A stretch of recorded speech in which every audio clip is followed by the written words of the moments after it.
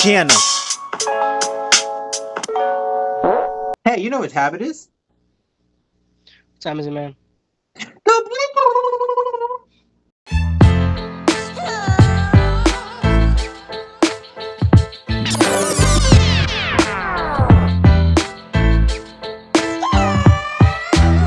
Welcome everyone to another episode of the Beatdown, the segment and channel where two worlds collide. I'm your host, Class. This is my co-host, Mr. J. What's going on, guys? We have another one for you, and we would like to remind you, if you like these videos or this content, go in the section below. Like, comment, subscribe, and always share. Yeah. And without further ado, today's episode is going to be an interesting one. We have noticed from our viewers, and we decided we're going to give you what you guys want, that you guys like movies a lot. So we're going to continue on our movie versus battle. Today we're going to bring something a little bit enticing for you guys. So I'm going to start things off by representing. I don't remember if he's from a DC or Marvel or any comics, but he is from Amazon's Prime, current movie original, I guess, Samaritan.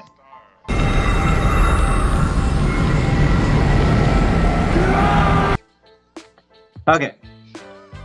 Yeah, I know. So, let me see if I can get the brief origin story out of the way, because it's a little bit complicated.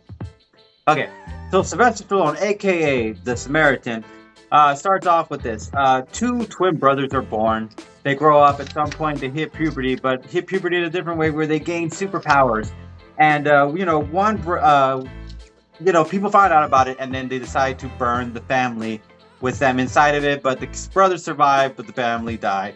And, one brother was like, yo, man, I want revenge, and I'm going to show the world how much I hate everything. And then the other one's like, nah, man, we got to find peace beyond this. We got to do right for our family. So back and forth, they became rivals. At one point, they finally meet a climactic point where they fight each other in a standoff, and one dies and one remains victorious. But nobody knows what happens to them, because apparently they thought they both burned into the fire. So a couple of years pass, and out of the blue, somebody with the same ability shows up as an old person, taking down a few kids and thugs. Eventually, it comes to a point where you realize this guy is apparently the man who survived. And rather than spoil everything for people, if you haven't seen the movie, please do. That is a brief origin story of Samaritan. Okay. Because I don't want to tell you guys all the stuff. If you guys haven't seen the movie, I think you guys should. The plot twist in it is pretty... I kind of saw it coming already, but at the same time, it's some people wouldn't. So let's talk about the powers, abilities, and feats, shall we? Okay. He has, it's pretty short, but it is what it is. Super strength, healing factor, junkyard scrap homemade explosives. He can do that. His weapons is a special sledgehammer designed by Nemesis. Threw three punk kids around like nothing. Got run over by a car going at least over 45 miles an hour, and was able to heal his bones back into place. He has to use cold water and ice cream to cool off down from overheating during the process.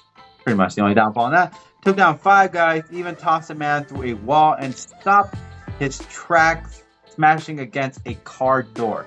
Yeah. Reacted quickly to saving a little girl's life from a special grenade, leaped over with her on his side over a car, and used the car as a shield from the explosive impact. Survived a garbage truck crashing into a building, tossed a garbage truck tire at some goons, tossed an actual man at some goons. Turns out Nemesis survived, invented a homemade explosives, broke a piece of metal off a car part, used that piece of metal to jam into a man's chest, and used him and his piece as a swinging door weapon, so to speak. It took out 45 mad guys at the warehouse, took out 11 of them using a collapsed cement ceiling to crush them, ran through a solid wall, jammed a bomb into a man's stomach. Even with his weakness to heat, he still managed to win a fight. The main villain he tossed into a burning fire, flew him and a kid across another building using his body as a landing. Okay, so those are his powers, abilities, and feats. Alright, so let's talk about the endgame. For starters, I do believe Samaritan has to keep himself to keep the fight going for a very long period of time, to keep it at his favor, he is going to need one thing, and that is keep himself cold. Okay? Temperature-wise, he just got to keep cool. As long as he keeps cool, no matter what John decides to throw at him, it ain't going to matter because he will continue to heal his body. There won't be a possibility of overheating as long as he stays at very cold temperatures. So he could keep fighting John Hancock as long as they are staying in a very cold environment. The second thing to consider is that John Hancock is a drunk. He might have incredible super strength, might be able to fly, he might be able to dodge bullets and everything like that, but there's one thing this man does not really care for, and that is being sober. Now, when he is messed up, he's not that very aware, and most of the time he's dealing with low-level thugs, so he's not really thinking about somebody with superpowers. Think about the incident where he saw Charlize Theron, when the whole situation happened on that.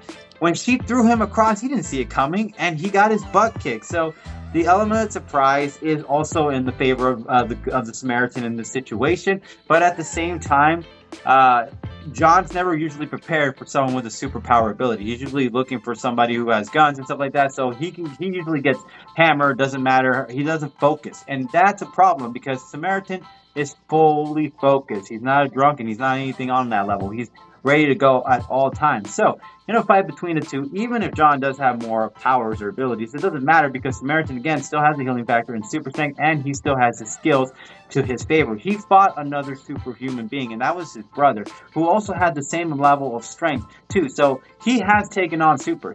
John hasn't really taken on a super. If you've seen the movie, he's taken on thugs, but he's never taken on anyone super besides his ex-girlfriend. And they didn't really fight. Besides that, it looked like she won the fight more than he did at the end of that whole scuffle. So, I do believe that John, plastered and drunk, he's not going to see Samaritan coming, and Samaritan could take advantage of that situation right there. Okay, so a couple other things to make as the argument. Samaritan has a weapon that can take on a super, and that is the hammer. So I do believe the hammer is going to come in handy against someone like John Hancock. John Hancock has never had to face anything with such a great force, but used by someone with such great power. And I do believe that Samaritan's power could throw down with John Hancock in that situation. Another couple things to consider is that Samaritan can always just toss a lot of giant, solid objects at Hancock because at the time, Hancock isn't really looking. He's more like he thinks he can handle anything being tossed at him because anything being tossed at him, he's like, I got this. But if somebody throws a giant freaking truck tire or a giant truck at him, it's not going to be something he can just shrug off. It does take a moment for him to adjust, and that's also an opportunity for Samaritan to look for another object and toss at him. Another thing that Samaritan could do is just do the original old school classic, which is play possum. Look, John doesn't know that Samaritan that has a healing factor. He doesn't know anything about that. He just thinks if he punches him hard enough and he breaks into his bones, he might just kill him and that's it and it's over. Bam, I won this fight. So he probably just smashed him to the floor and think, okay, it's over. I'm done with this guy.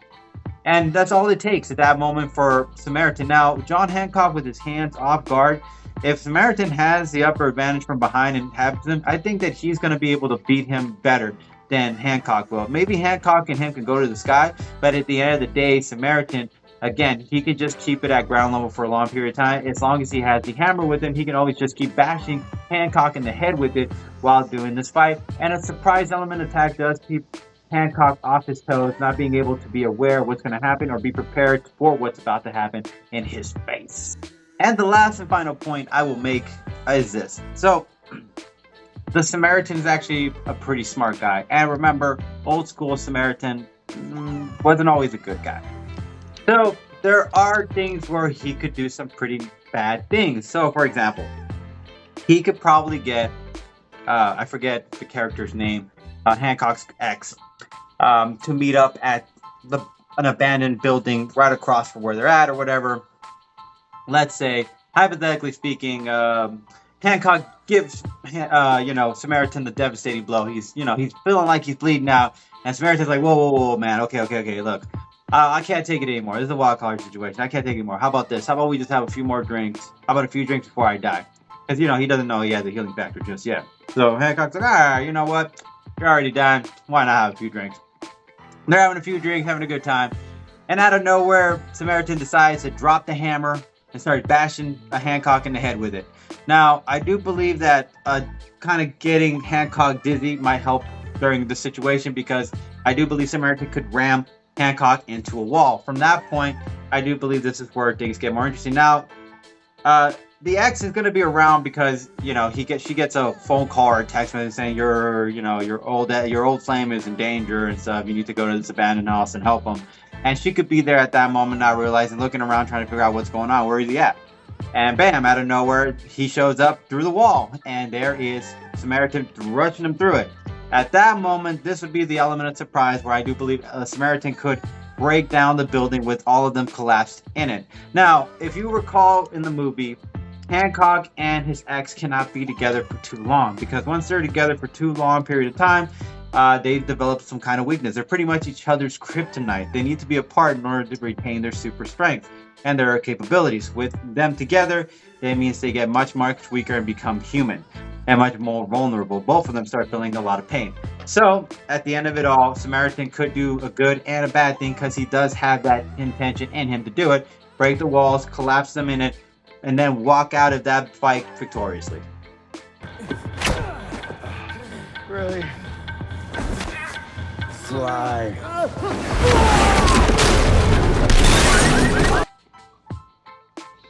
Okay. My contestant today is John Hancock.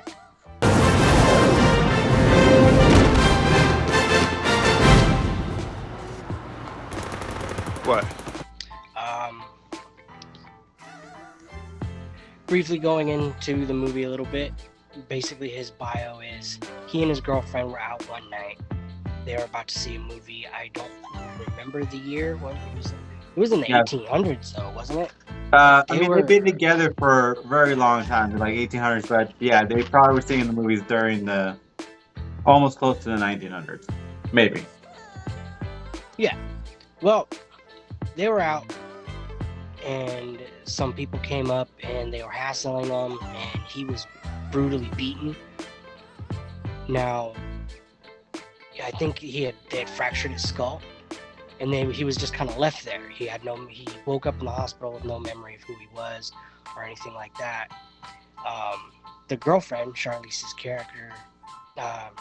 Theron's character, Mary, saw that, she pretty much just left him there in the hospital once she figured out he was going to live so he can recover, because like he said, they can't be together for too long. It makes them human. It makes them vulnerable. So she left him alone, and he had no memory of who he was. So he woke up, and the guy says, "I need your John Hancock. I need your signature." And he thought that was his name, so that's how he got his name. Going into his powers, he has flight, super strength, eternal youth, super speed, weather control, invulnerability, and super healing. I'm gonna just kind of go into the end game real quick. I find this fight is gonna be a lot harder for Samaritan to pull off. I think I don't know why I keep saying Hitchcock. I keep thinking that dude Hitchcock. We've been watching way too much of that Brooklyn Nine-Nine, bro. 9-9.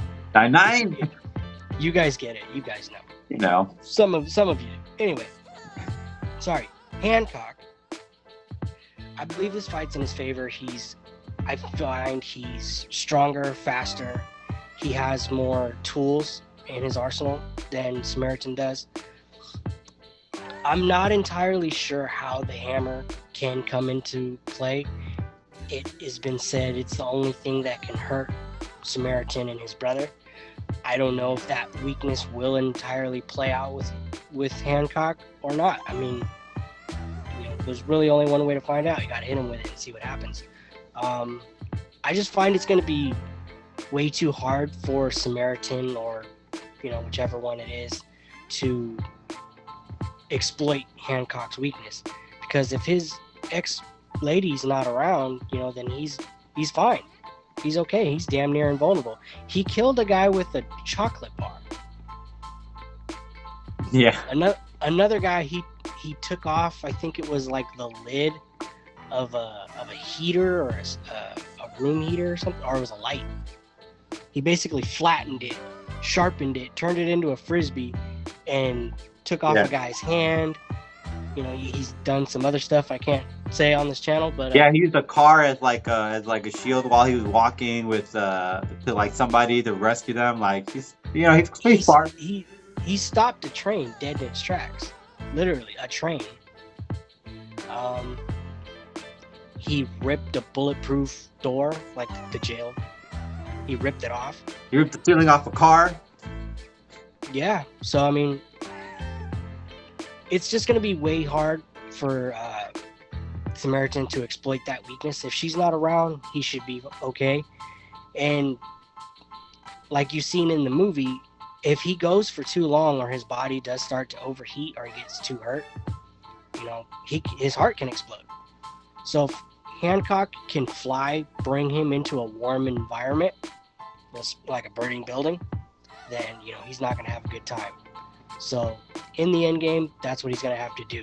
He's going to have to control where the fight goes, and yeah, he's going to have to prolong it and make him overheat. Okay.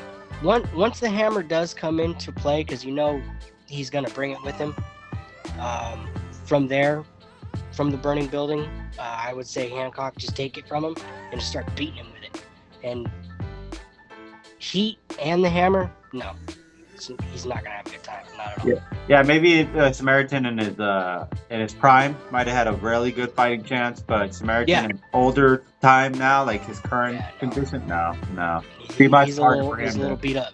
Yeah, it was hard for him to beat the main villain who wasn't even superpowered. It's like when he imagine a guy with superpowers, just. But yeah, you made a good point. You're not gonna have a good time. No. But as always, no press fam.